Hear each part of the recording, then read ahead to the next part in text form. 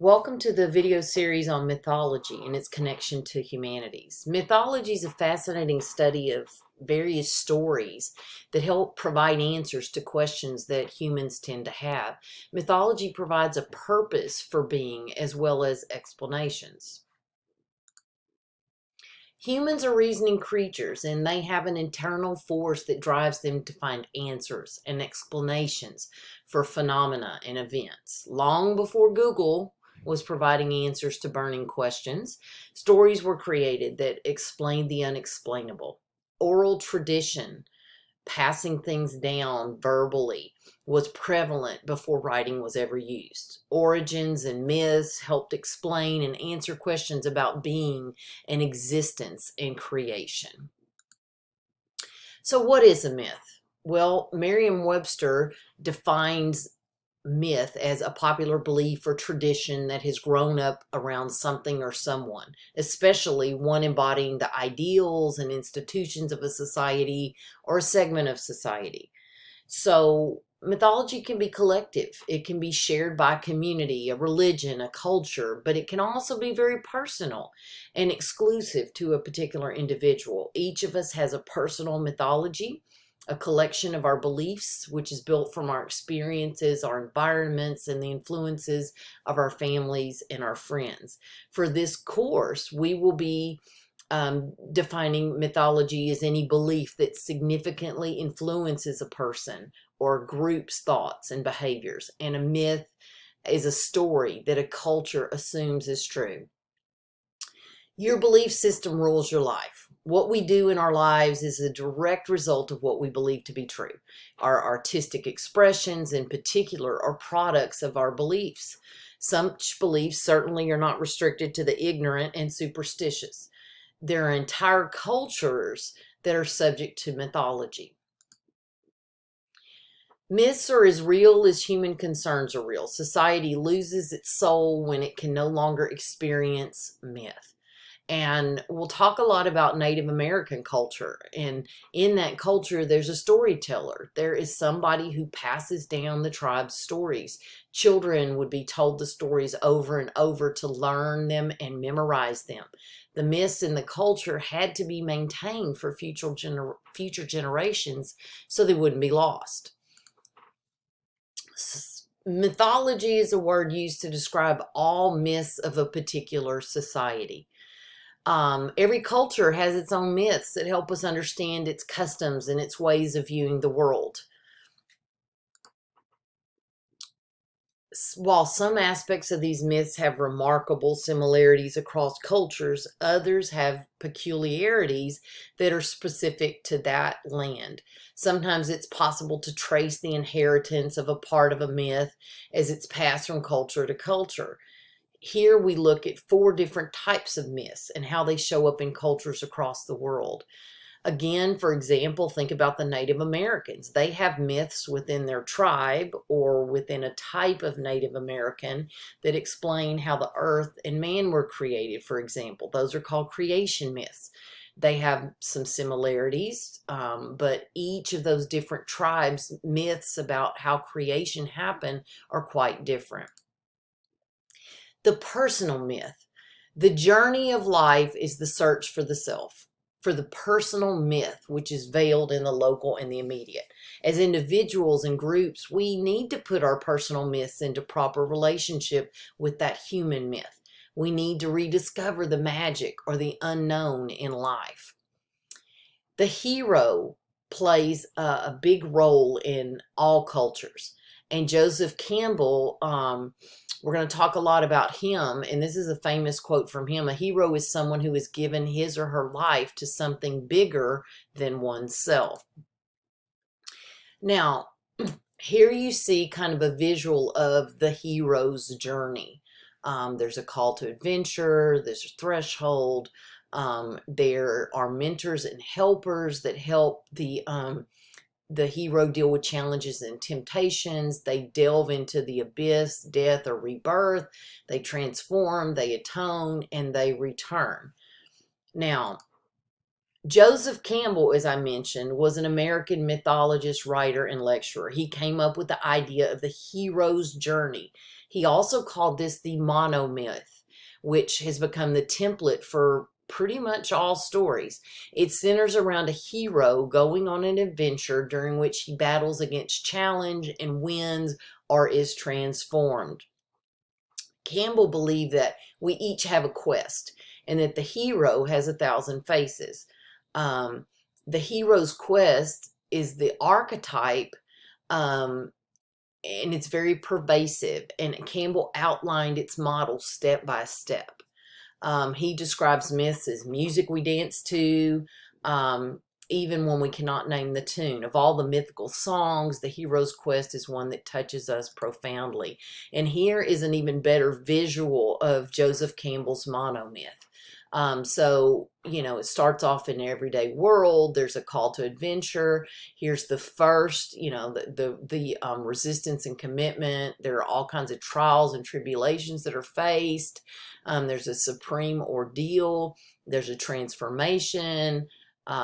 Finally, there's death and rebirth. There's a return to the threshold, and the actual return. So he says there are 8 stages to that hero or monomyth, that hero's journey or monomyth.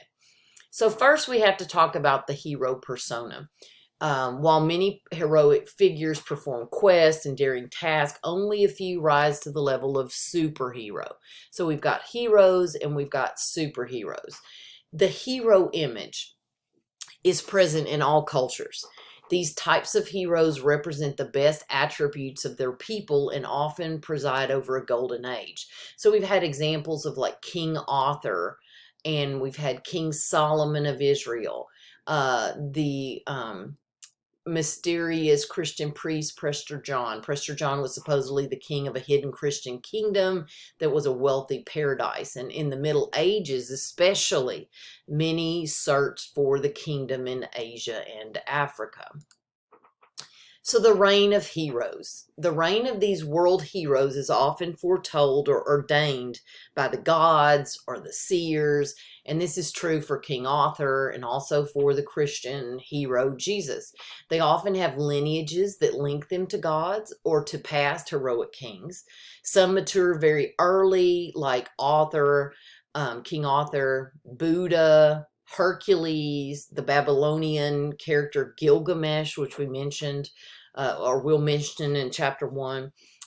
He was part god, so they're connected with the gods. Supernatural births. Mythological heroes are known for their supernatural births, like the Christian Jesus and the Aztec Totalic, the snake god Quetzalcoatl. They were born to virgins. All of those. Quetzalcoatl was actually the Aztecs' most important god. He means, Quetzalcoatl means featured serpent, like a flying reptile, like a dragon. He's believed to be the boundary maker between earth and sky, the creator of mankind. And like Arthur, when he left his people, he promised he would return. The Aztecs believed that his return would herald the apocalypse. Some other hero examples. The Native American Blackfoot tribe has a hero named Kutoyas, who was born of a blood clot from a wounded buffalo. He made it his mission to travel from village to village, freeing those who were being treated unjustly.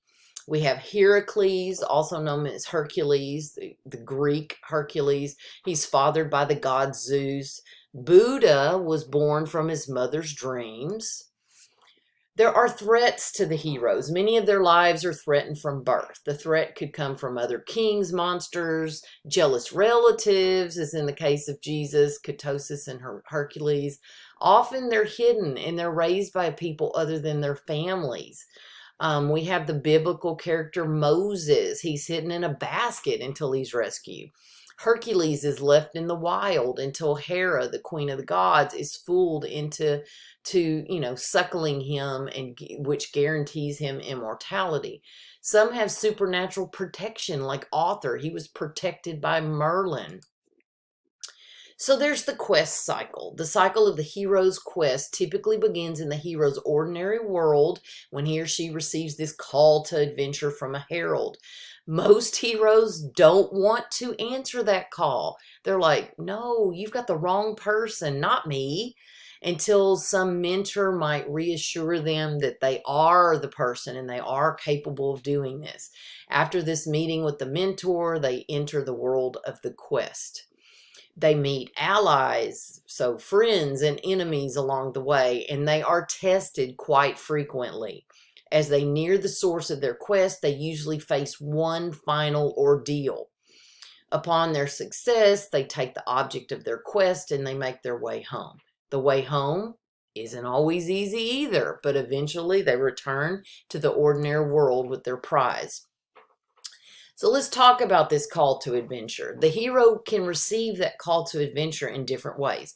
Joan of Arc hears voices telling her that she is to save all of France. Moses, remember, is summoned by that burning bush that he needs to lead his people on a quest from the promise or for the promised land. Some heroes have the counsel of wise women like Jason, who had Aphrodite, the goddess, or Gilgamesh, who was guided by the goddess Saduri. Sometimes they're tempted by femme fatales who do not always mean them well. So females that are, wicked. The sorceress Medea aided Jason in his challenges in exchange for marrying her, but later she destroyed his family. Gilgamesh rejected the advances of goddess Iana Ishtar, which resulted in the death of his best friend. Myths and archetypes. An archetype is a universal symbolic pattern. There are examples of archetypal characters like the femme fatale, the trickster, the great mother and father, and the dying god. These are there are archetypal stories as well. We're all familiar with that Christian story of the great flood. There are stories of virgin births, also a connection to Christianity, but to other faiths. Creation, paradise, the underworld, a final apocalypse. All of these are those archetypal stories and storylines. True to their universal nature, archetypal characters and stories appear again and again in myths across the diverse cultures. So some common archetypes found in Greek mythology are the hero, the villain, the mother figure, the underdog. Let's skip down. Mountains and peaks, the great mentor and teacher, a test, a trial, the fall. All of these are some common themes and some common type of characters and situations you find in Greek mythology. Archetypal myths explain the nature of the world and life. And remember, that has been a focus. That has been something we've talked about throughout our early studies in humanities, is that need to have answers and know how things happened and why. These archetypal myths can serve to instruct. For example, the quest archetype is typically a journey where the hero or heroine has to overcome their own faults and weakness in order to reemerge as a mature, productive member of their society. So these archetypal myths are helping us explain the nature of the world and life. The hero quest. The hero may search for an object, or he may search for knowledge for himself or for his people. Sometimes his quest is to fix something that went wrong. The hero's quest can be prophesied, like Jason's task is to secure the golden fleece and reclaim his crown. Percival, one of King Arthur's knights, searches for the Holy Grail.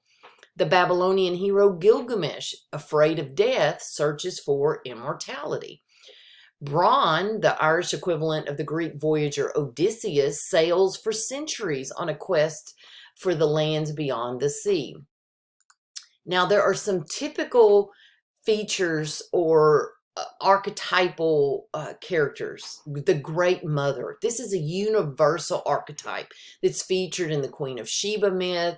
It's that idea of the Great Mother or the founder of a people. Many cultures have a powerful female goddess as the Great Mother. Often this Great Mother has an equal for a mate, as did Sheba, or is even the dominant one. Now, in our next video series, we're going to talk about the groups of myths.